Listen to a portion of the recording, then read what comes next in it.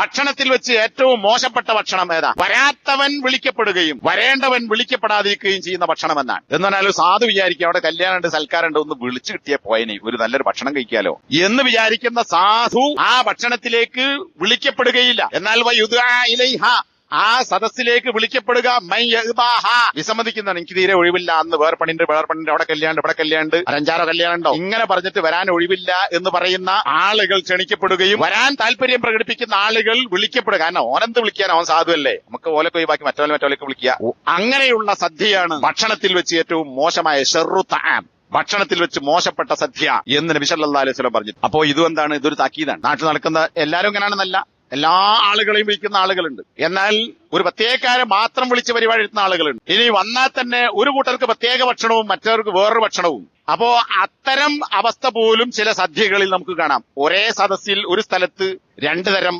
വിഭവങ്ങൾ വളക്കുന്നത് പ്രത്യേകിച്ച് പുതിയാപ്പിള വരുമ്പോ എല്ലാ കല്യാണത്തിനും കണ്ടില്ലേ, പുതിയാപ്പിളക്ക് വേറെ സാധനം, കരിച്ചത് പൊരിച്ചത് ഐസ്ക്രീം മറ്റു മറിച്ചൊക്കെ ഉണ്ടാവും, ബാക്കിയുള്ളവന് വേറെ ഭക്ഷണം. ഒരേ സദസ്സിൽ അതിന്റെ മുന്നേ തിന്നാനുമില്ല ശേഷം തിന്നണമില്ല.